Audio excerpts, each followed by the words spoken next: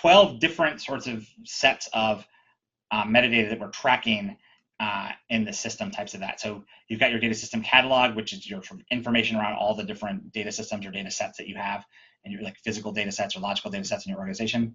Your business glossary, which is your business definition for the different terms or metrics and that you're using in your system, both functional and technical.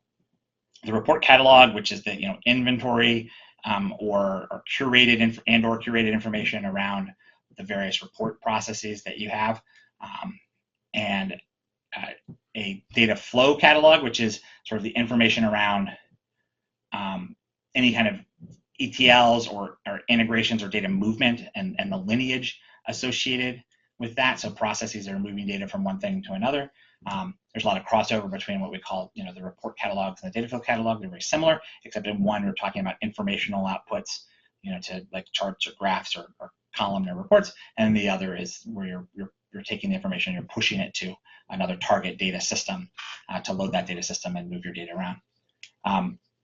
Policy attributes, so these are your definitions and management of your general policies. What are our data access, security, data sharing, data privacy policies, data retention policies, and then what are the different sort of codes or rules around that? So we have a set of data privacy codes. We've got PII, we have sensitive, we've got GDPR, whatever those things might be, or public, those types of privacy things. And then you can associate those attributes with different objects like reports or data model objects or data systems and things like that.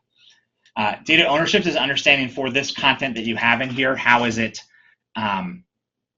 who is the right steward to either answer the question or to own that data. And there's different types of workflows, and it's really in some ways driven by a couple key areas. There's like the functional domain, we call them functional areas, but that's sort of like, hey, we've got our sales data and our finance data and our HR data and our student data or whatever it might be.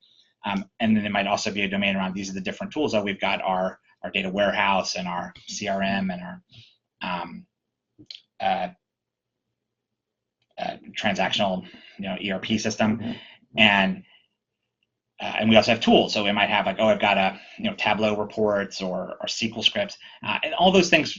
If I'm running I'm seeing a problem or have a question or I need a new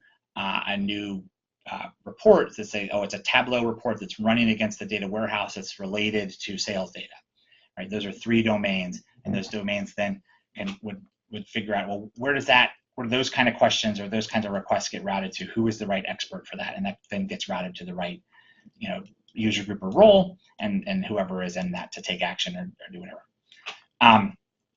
Data quality is around, understanding your what issues you might have with data quality. So, people might say, I'm looking at this report, those numbers seem wrong. There's issues with this data that I'm trying to submit to this agency, or whatever it might be.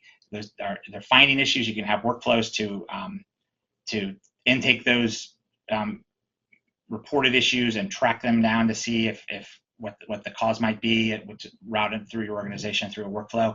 And you might come back and say, oh, well, there actually is a problem there. We've got an issue with the data, and let's go ahead and create a data quality rule, and we'll run that rule against the data to determine the scope, and then turn on some online monitoring to get that cleaned up. Or it could be that as you're looking at that issue, you might find, actually the data is right, but there's an issue with the report. Or the data in the report are right, but it's not really clear. There's some like documentation or definitional misunderstanding, and you can get back to that user to help them better understand the data and build more trust, even if it isn't a pure data quality issue. There's a whole bunch around data quality there, and we support everything from those creating those rules and running assessments and automatic monitoring, or just tracking issues that might turn out to not really be data quality problems, but still cause lack of trust. Reference data are your lookup values and your code values, so tracking those within an organization and across, or within a data system and across data systems as well. So what are your statuses or your code values for certain things, valid values.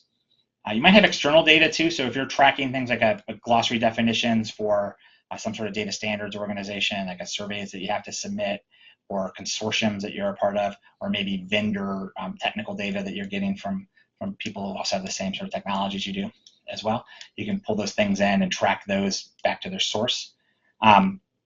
Data requests, as I already mentioned, think about this as that there's, content that you find, but you also want to track when people have questions and think of this from a help desk tool as well. And then general documents, you might have things like what's,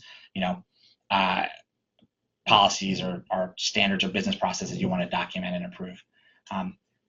Lastly, all of this content can change over time. So you might, typically we recommend that you schedule imports from your data systems to happen weekly, where you update the data model from what's in that data system. And so if there's been an update to the data system with, new columns in a table, or maybe one of the tables has been deprecated, or there's reference data that has changed or something, that can come in and create, new versions. And depending on what type of content is, I can send that out for notification and approval and review. So, someone added a new registration status, and that's going to break a bunch of reports. So we need to figure out how to deal with that. So it tracks all of the content and versions and has approval workflows and processes for managing all that kind of stuff. And you can go back and review history and all that things, as well as impact.